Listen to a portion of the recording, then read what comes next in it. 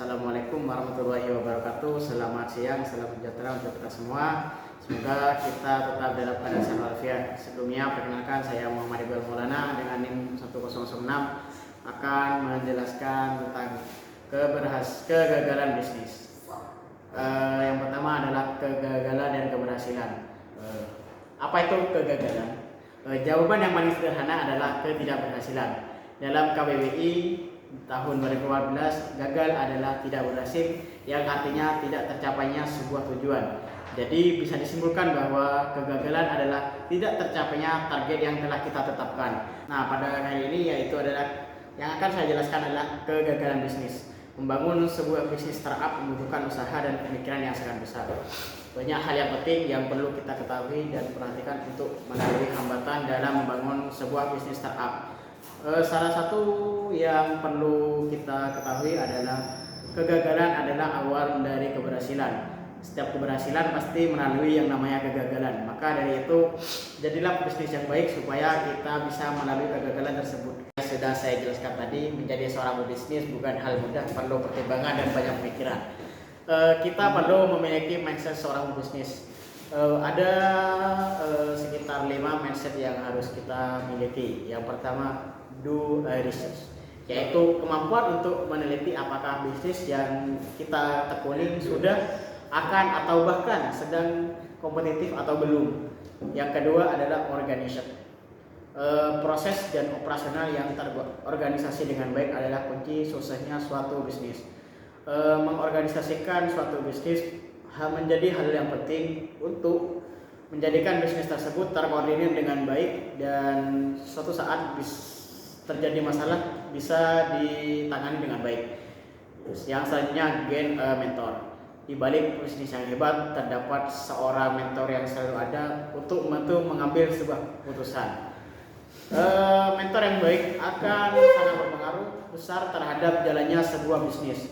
Hal ini karena pebisnis tidak selalu tepat dalam mengambil sebuah keputusan. Di balik itu harus memiliki sebuah guru yang baik agar apa yang kita ambil bisa menjadi yang lebih baik ke depannya. Selanjutnya ada network. Kata kuncinya adalah kompetitor adalah motivator, bukan musuh yang melemahkan semangat usaha. Sebagai pebisnis yang baik, kita harus menjadikan kompetitor sebuah motivasi untuk kita membangun usaha yang lebih baik lagi, bukan malah menjadikan musuh di balik selimut. Yang terakhir adalah exit strategi.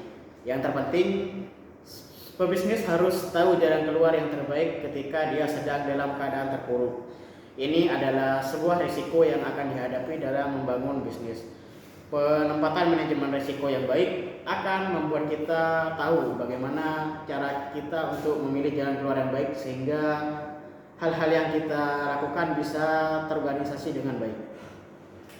Perkenalkan, nama saya Ahmad Fikri Firdaus dengan akhiran NIM 1025. Di sini saya akan menjelaskan tentang misconception bisnis, yaitu mindset yang harus dibuang atau ditolak oleh pembisnis.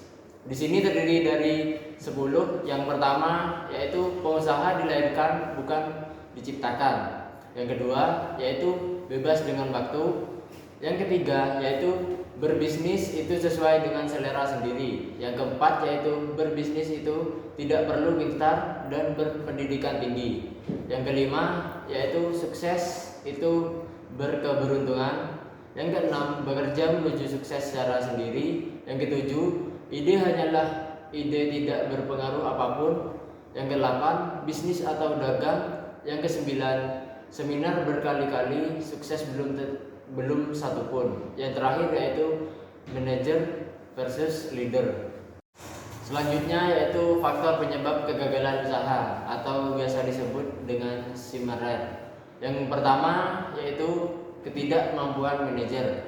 Dalam bisnis kecil, kurangnya pengalaman manajemen atau lemahnya kemampuan pengembalian keputusan. Masalah utama dari kegagalan usaha, pemilik usaha kurang memiliki kemampuan kepemimpinan dan pengetahuan yang diperlukan agar bisnis bisa berjalan.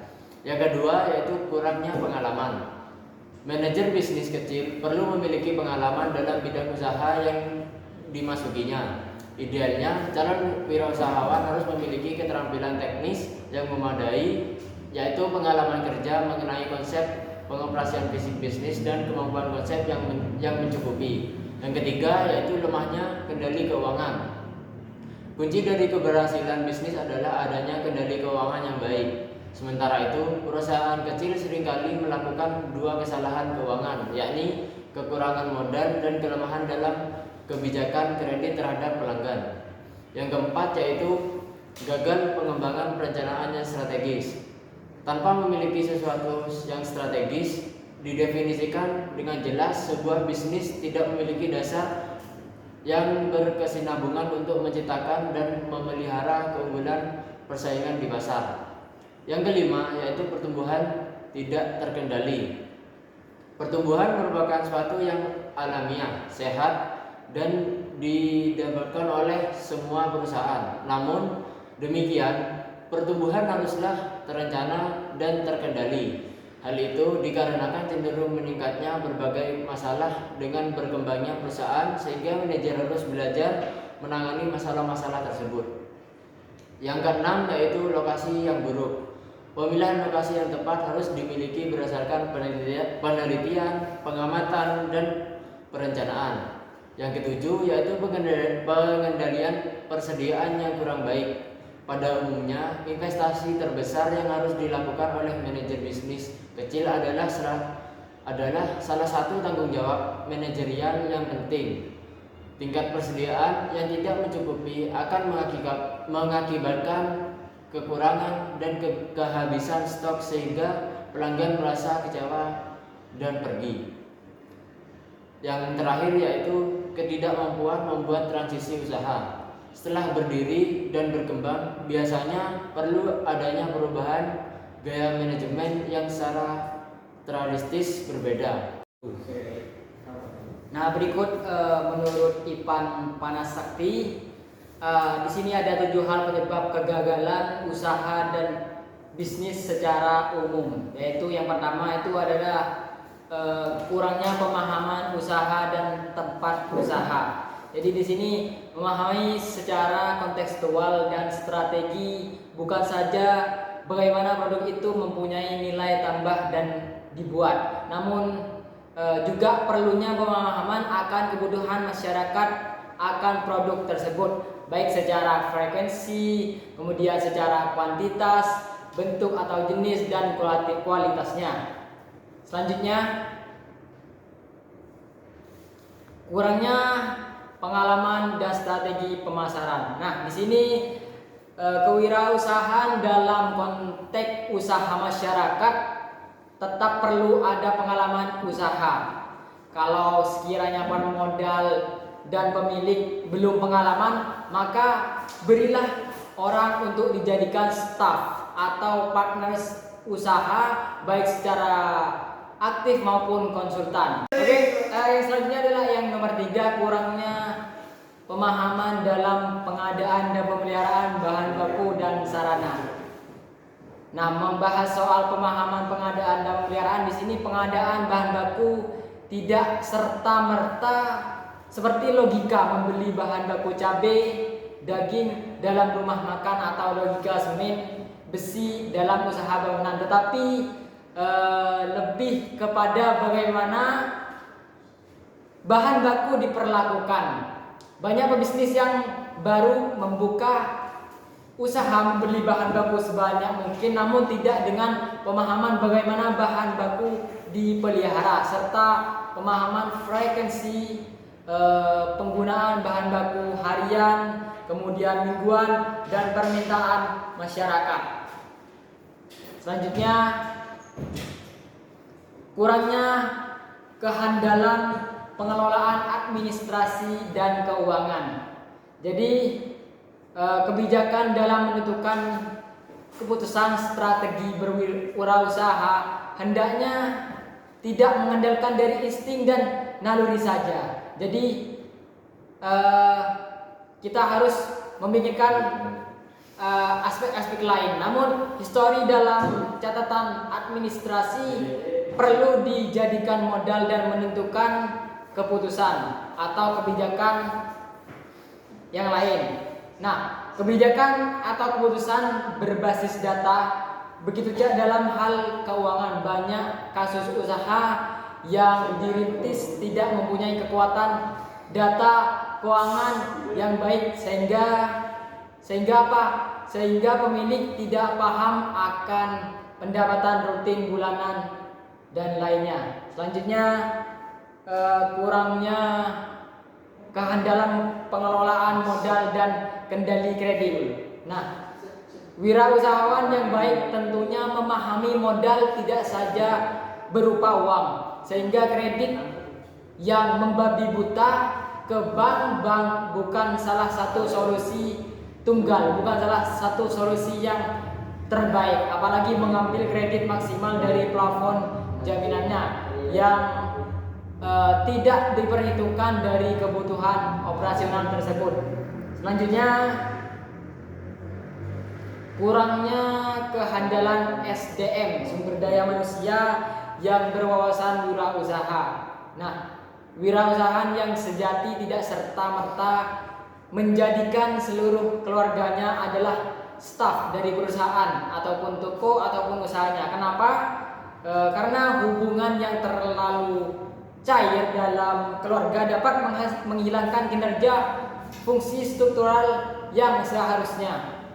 Selanjutnya, kekurangan pemahaman perubahan teknologi. Nah, ngomong-ngomong soal teknologi, pemahaman teknologi bagi SDM tidak serta-merta harus berkaitan dengan komputer dan internet saja. Namun di sini juga berdasarkan kemudahan dari dampak teknologi yang ada. Misal, mengulek sambal dari cobek beralih dengan blender, dari penghangat nasi dengan kompor beralih dengan magic jar yang seperti kita saat ini pakai.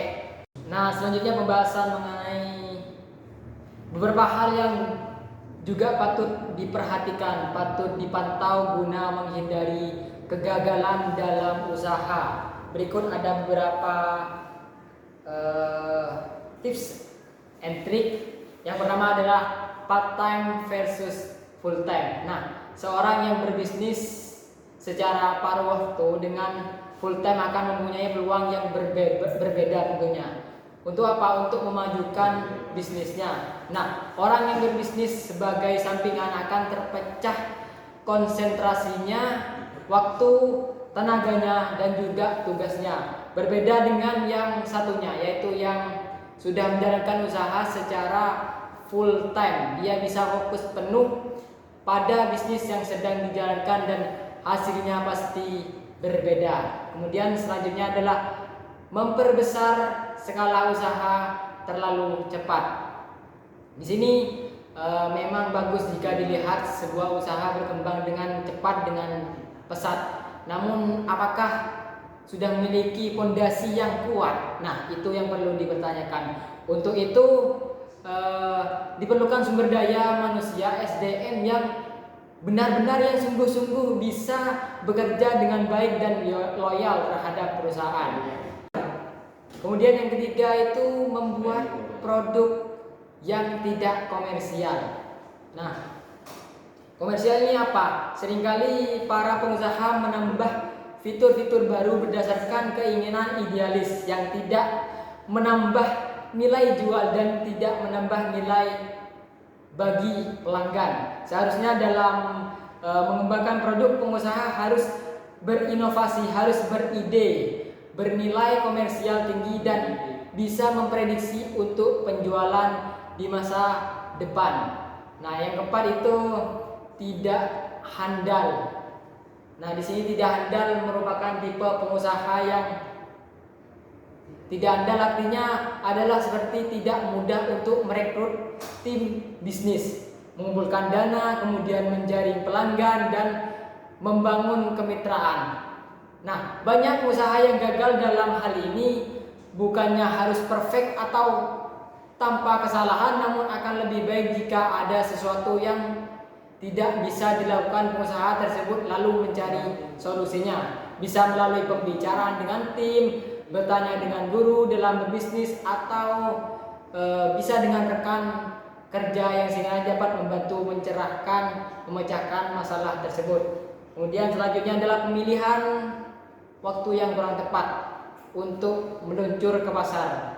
Nah, hal ini adalah faktor yang paling krusial, yang paling fatal dari semua faktor karena berada di luar jangkauan kendali pengusaha. Kadang sebuah ide muncul di saat yang kurang tepat dan memang suka mempertemukan keduanya dengan tepat waktu dan sempurna. Namun hal ini juga dapat diatasi dengan mempertajam intuisi dan juga terus mengamati perkembangan upgrade yang terjadi secara cermat. Nah, berikut ada sebuah kutipan dari Suryana di mana untuk memperoleh kesuksesan dalam menjalankan bisnis, seorang harus memiliki ide atau visi bisnis yang jelas serta kemauan dan keberanian untuk menghadapi risiko baik waktu maupun uang. Begitulah kutipannya. Baik, di sini saya Adi Purwanto dengan NIM akhiran 1058. Di sini saya akan membahas tentang profesionalitas. Nah, jadi pelaku usaha harus menangani usaha bisnisnya secara profesional. Hal ini akan menjamin bisnis makin besar dan langgeng. Kesalahan terjamak ialah penanganan keuangan, operasional, pemasaran, dan sumber daya manusia yang selalu menjadi momok bagi pengusaha pemula. Ya, jadi dari kesimpulannya yaitu yang pertama, jalan termudah untuk menghindari kegagalan adalah dengan cara mengenali kegagalan itu sendiri.